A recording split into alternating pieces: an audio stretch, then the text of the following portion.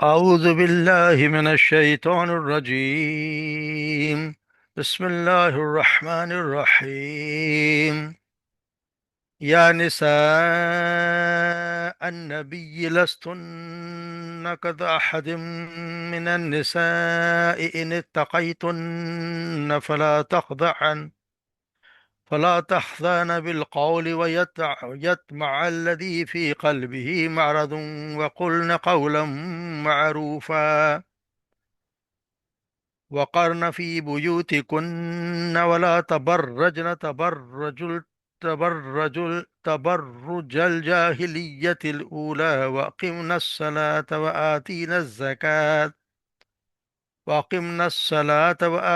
الزكاة وأطيعنا الله ورسوله.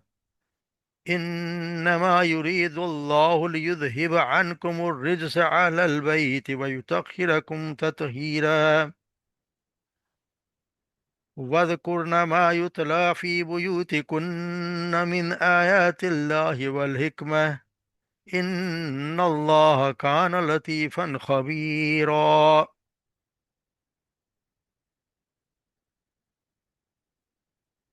یا نساء النبی، اے نبی کی بیویو، لستن کا احد من النساء، لستن نہیں ہو تم، کا احدن کسی کی طرح، کسی دوسری عورتوں کی طرح، کسی ایک کی مانند آپ نے، من النساء عورتوں میں سے، ان اتقیتن اگر تم تقوی اختیار کرو، اگر تم کہتا ہے فلا تخضعن بالقول، اور نہ تم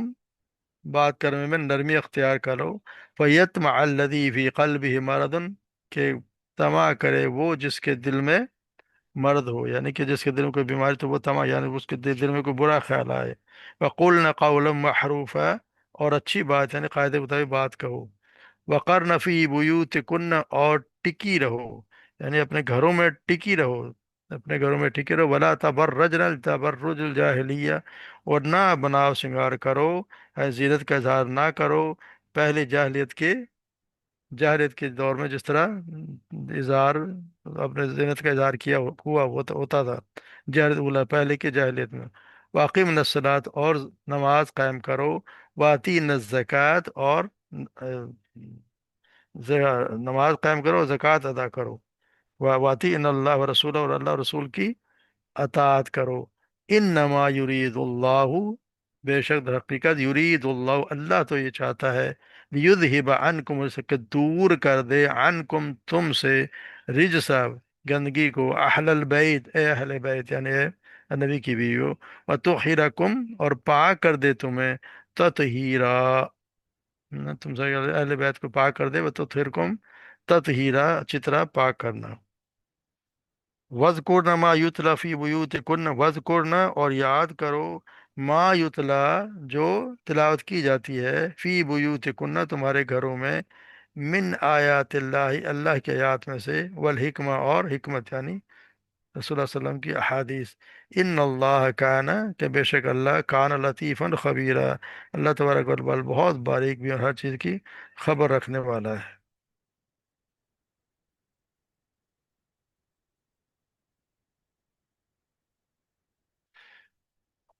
تو یہاں ہم دیکھتے ہیں کہ اس رقو میں جیسے بتایا گیا کہ یہاں پہ اللہ تبارک و تعالی ہمیں احکامات سکھایا جا رہے ہیں اس رقو میں پورے، وہ آپ صلی اللہ علیہ وسلم کی بیویوں سے شروع کیا گیا، کیونکہ وہ ساری قوم کی اسے دیکھیں تو مائیں ہیں، اور ان کو حساب سے اگر وہ کریں گے تو دوسرے لوگ بھی کریں، ان کو ہدایت دی جا رہی ہیں، اور یہ اکثر میں اصلاحات ہیں، اس میں بتایا گیا ہے، جیسے سورہ نور میں ہم پڑھا ہے، وہاں پہ گھر کے اندر کے پردے کا بیان تھا، گھر کے اندر کس طرح رہنا ہے، اپنے محرموں کے ساتھ کس طرح رہتے ہیں، غیر محرم کے ساتھ کس طرح اپنے رہنا ہوتی ہے۔ یہاں اس سورہ احزاب میں گھر سے باہر کے پردے کا ہٹ کے، گھر سے باہر نکلنا تو کیسے نکلنا ہے، اور گھر سے لوگوں، باہر سے لوگوں کے، اگر آپ کا واسطہ پڑتا تو ان کے ساتھ کیا کچھ، کس طرح کا رویہ ہونا چاہیے آپ کا،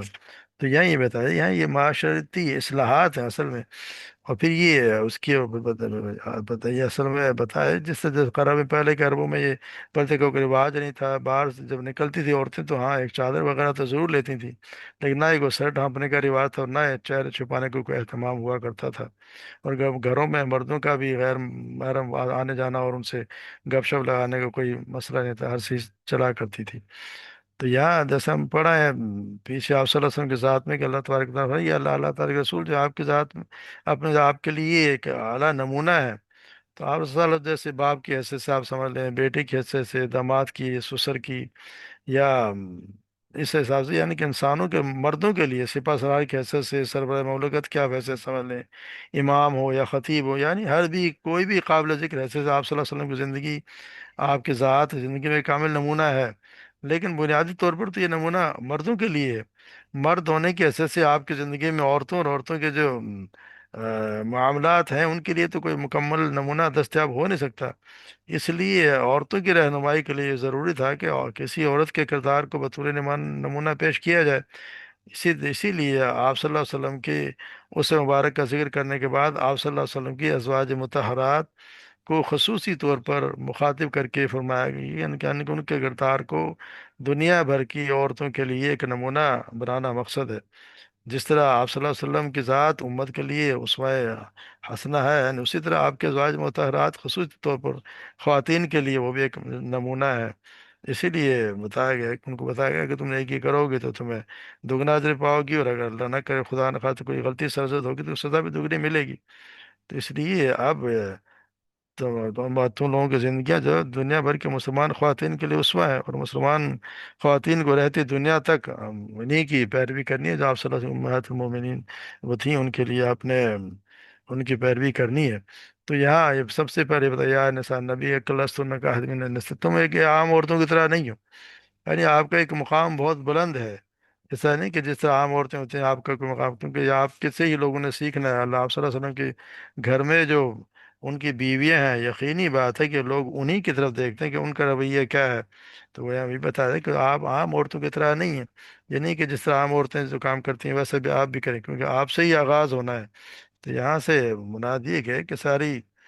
ان کے خود کے وہ ان کو دیکھ کے لوگ تقلید کریں گے، کیونکہ یہی ان کے گھر کے نمونے کی حیثیت رکھتا ہے. تو یہاں سے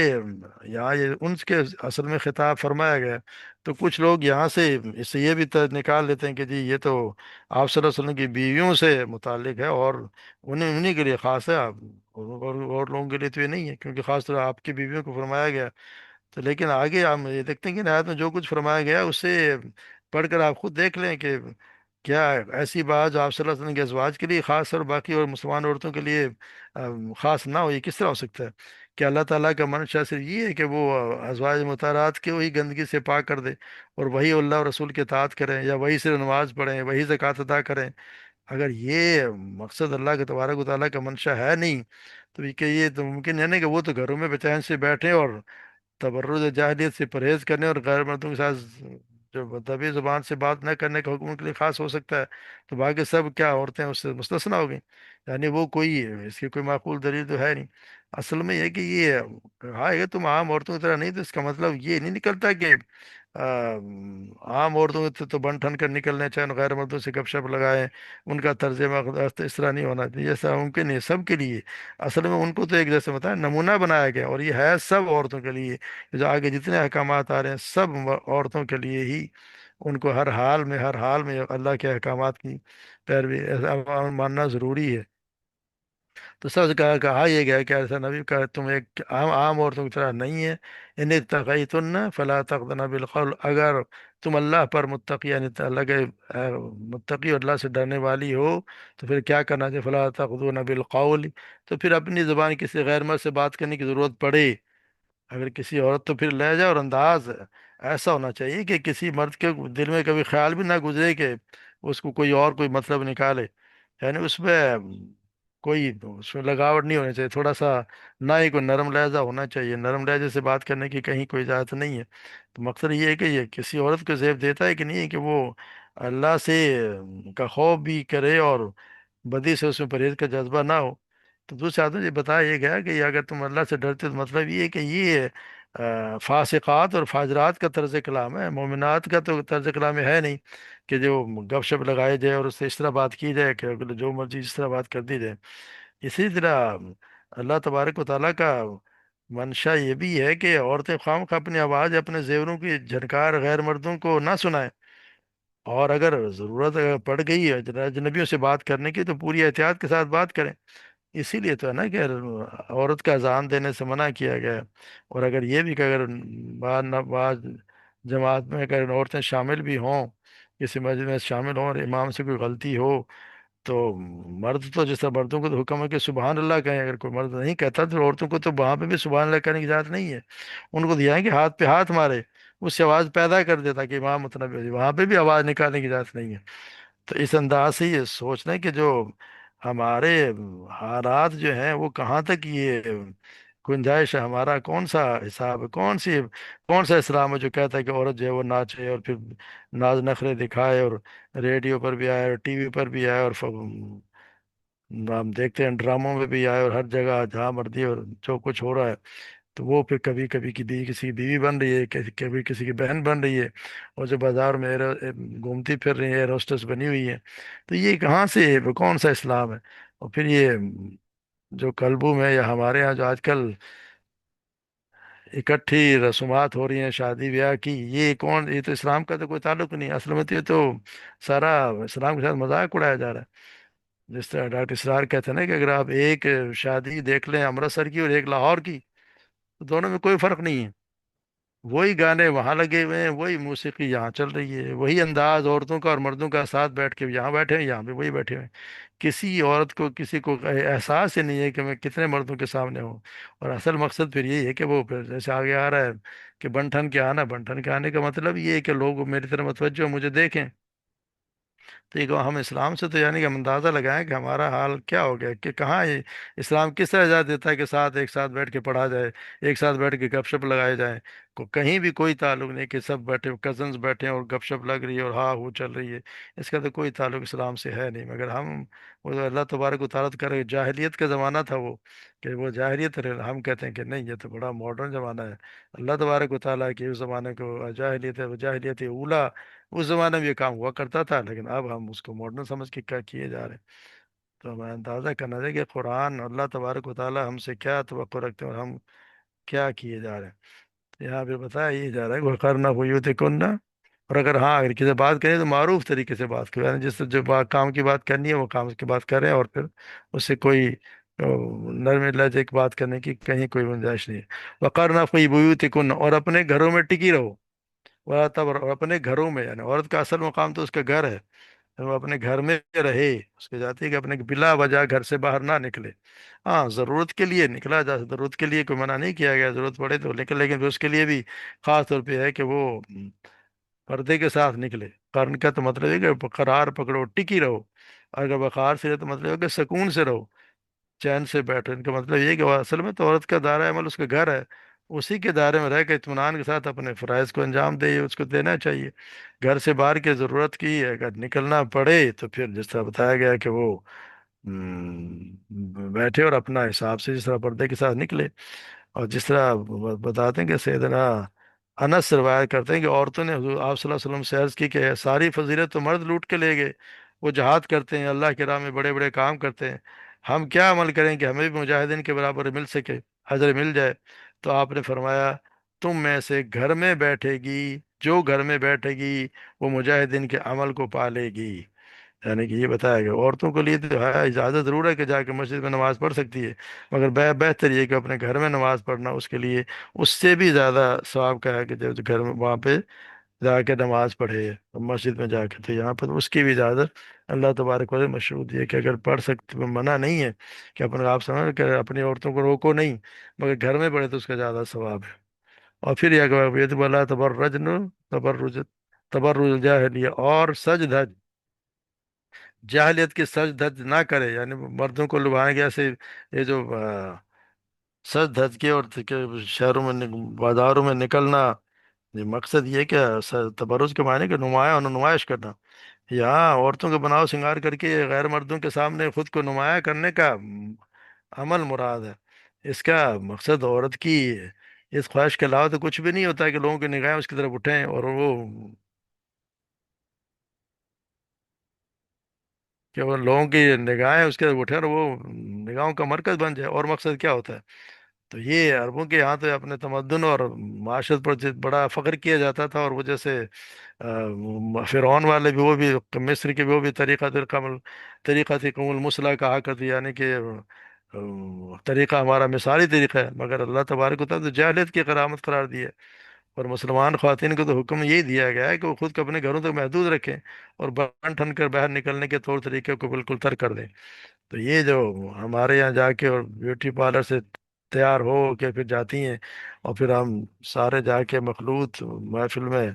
بیٹھ جاتے ہیں، اور وہاں پہ کوئی تمیز نہیں ہے کس سے بات کی جا رہی ہے، کیا ہو رہا ہے۔ ہر کوئی آ رہا ہے، ہر کوئی کیمرے کے آگے کھڑا ہو رہا ہے، اور کیمرہ مین تصویریں اتارے جا رہی ہیں۔ تو یہ اللہ تبارک و تعالیٰ ہم پہ رحم کرے، ہم تو ان سے بھی گئے گزرے کام کیے جا رہے ہیں جو وہ کیا کرتے تھے۔ تو یہ ہمیں بہت احتیاط کی ضرورت ہے کہ صرف اس وجہ سے کہ ہم قرآن کے بالکل کھلی خلاف ورزی ہو رہی ہے، اللہ کے رسول کے حکموں کے احکامات کی خلاف ورزی، اور اللہ کے حکموں کی خلاف ورزی ہو رہی ہے۔ پھر اللہ تبارک و تعالیٰ آگے فرماتے واقعی میں الصلاۃ، اور نماز قائم کرو، لیکن یہ سب کچھ قائم ہے، یہ سب سے پہلی چیز جو دین میں ہوا نماز قائم کرنا، نماز قائم کرو یعنی وقت پہ نماز پڑھو، اور واتین اور زکوٰۃ ادا کرو، اگر پیسہ ہے تو یقیناً زکوٰۃ بھی ادا کرنا ہے، واتین اللہ اور اللہ اور رسول کے اطاعت کرو۔ یہ اللہ تبارک و تعالیٰ یہ توقع رکھتے ہیں کہ یہ کام ہونے چاہیے۔ یہ یعنی کہ پھر اللہ تعالیٰ یہ کیا کہ انما یرید اللہ یذہب عنکم الرجس، اور اللہ تبارک و تعالیٰ تو یہ حقیقت چاہتے ہیں کہ تم سے دور کریں نجاس، یعنی ہر قسم کے ناپاکی کو دور کر دیں، اور اہل بیت یعنی کہ اللہ صلی اللہ علیہ وسلم کی ازواج سے ہی مخاطب ہے۔ اس کا کیا ہوا، اہل بیت جو ہیں وہ کسی کو اس میں کوئی ابہام ہونا ہی نہیں چاہیے کہ اہل بیت سے مراد ازواج مطہرات ہی ہیں، اصل میں تو وہ ہیں، لیکن لوگوں نے ان کو نکال کے اور صرف پانچ پنجتن پاک کو ایک نیا شروع کر دیا سلسلہ۔ اہل بیت اصل میں تو بیویاں ہی ہوتی ہیں، ہر کسی کو آپ ویسے بھی دیکھیں تو آپ کسی کو آتے گھر والی، گھر والے تو بیوی ہی ہوتی ہے، اس کے بعد بچے آتے ہیں۔ وہ تو اللہ تعالیٰ طاہر ہوتا ہے، تمہیں پاک کر دے۔ وہ صرف ایک ایک اس سے لیتے ہیں کہ آپ ایک سیدنا ایک حدیث مبارک میں آتا ہے کہ وہ فرماتے ہیں کہ آپ صلی اللہ علیہ وسلم کے پاس سیدہ عائشہ آئیں، آپ نے ان کو چادر میں لے لیا، حسن اور حسین آئے ان کو چادر میں لے لیا، اور علی آئے ان کو بھی چادر میں لے لیا، اور پھر اللہ نے سے دعا کی کہ اللہ یہ میرے اہل بیت ہیں، ان کو پاک کر دے۔ تو بیوی کے، حالانکہ بیوی اس نے کہا کہ میں تو کہا تو ہے ہی، یعنی بیوی تو ہے ہی ہے۔ اس کے بعد کہ بیوی، کیونکہ ہم پہلے بھی پڑھا ہے کہ سید ابراہیم علیہ السلام کے گھر میں جب فرشتے آئے خوشخبری لے کر، تو سیدہ سارہ کو انہوں نے خط کو یوں ہی کہا تھا رحمۃ اللہ وبرکاتہ علیکم اہل البیت، اللہ کی رحمتیں اور اس کی برکتیں ہوں تم پر اے نبی کے گھر والوں۔ تو ان کی بیوی سے مخاطب تھے، اہل بیت کو بھی بیوی گھر والے، یعنی اہل بیت اگر کوئی نکالنا چاہے تو اللہ اس پر رحم کرے، اپنی مرضی تو نہیں چلتی۔ ہاں وہ بھی اہل بیت، اللہ نے اللہ کے رسول ان کو بھی لیا کہ تم بھی، یہ بھی میرے اہل بیت ہیں، مگر بیویاں اولا ہیں، سب سے پہلے تو بیویاں جو گھر والے ہیں اہل بیت میں شمار ہوتی ہیں۔ پھر بتا وَاذْكُرْنَ مَا يُتْلَىٰ فِي بُيُوتِكُنَّ مِنْ آیاتِ اللَّهِ وَالْحِکْمَةِ، اور تم پھر یاد کرو جو تمہارے گھروں میں اللہ کی آیات تلاوت کی جاتی، حکمت کی باتیں سنائی جاتی ہیں، یعنی آپ کے گھروں میں تو اللہ کے رسول پر وہی نازل ہوتی ہے، یہیں سے دنیا کو بھر کو آیات الہی کی حکمت و دانائی کی تعلیم دی جاتی ہے۔ اس لیے آپ تو سب سے بڑھ کر آیت الہی کو سننے اور ان پر عمل کرنے کے مکلف ہو۔ اس لحاظ سے ہم دیکھتے ہیں کہ وہی کتنے سید عائشہ صدیقہ کا ہے نا، بعد میں بھی کتنے قرآن کی تفسیر اور لوگ آ کے ان سے احکامات سیکھا کرتے تھے، بہت سی باتوں کے اپنے مسائل ان سے بیان کر کے ان سے پوچھا کرتے تھے۔ ویسے بھی سید عائشہ صدیقہ کی امتیازی شرف حاصل ہے، اور آپ صلی اللہ علیہ وسلم نے ایک مرتبہ سیدہ ام سلمہ سید عائشہ صدیقہ کے بارے میں فرمایا تھا کہ یہ اللہ کی قسم مجھ پر اس حال میں کبھی بھی وہی نازل نہیں ہوئی کہ میں تم میں سے کسی عورت کے لحاف میں ہوں اور سوائے سید عائشہ کے، یعنی عائشہ صدیقہ کے بستر پہ بھی آپ صلی اللہ علیہ وسلم کے اوپر وہی نازل ہوئی، یعنی کہ آپ اور کسی بیوی کے گھر میں ایسا نہیں ہوا، مگر یہ آپ کے یعنی کہ اس پہ پلنگ پہ بھی آپ کے پہ وہی نازل ہوئی۔ تو حکمت سے مراد یہ کہ وہی خفیہ نے آپ صلی اللہ علیہ وسلم کی فرمودات یعنی احادیث، یعنی حکمت نبی کی تعلیمات سے سب سے بڑھ کر ازواج مطہرات ہی ہیں، وہی ہے مستفیض، وہی ہو رہی تھیں۔ اس لیے ان سے کہا گیا ہے کہ تم جو ہے پھر وہ آگے تم ان کو پڑھو بھی، ان کو یاد بھی کرو، اور آگے بھی پہنچانا تمہارا ہی، اور تمہیں پہنچانے کے انہی کا کام تھا۔ اور جیسے میں بتایا عائشہ صدیقہ میں بار بڑے بڑے صحابہ کرام بھی ان سے آ کے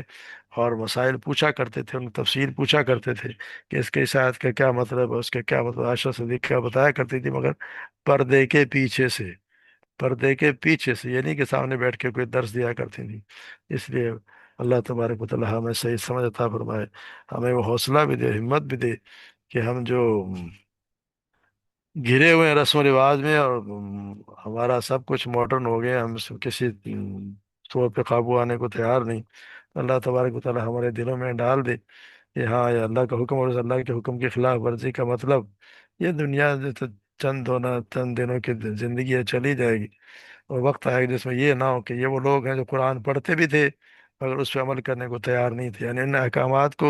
अगर दरगुजर के अहकामात को परे डाल दें, मतलब उनके अहकामात की कोई अहमियत है नहीं,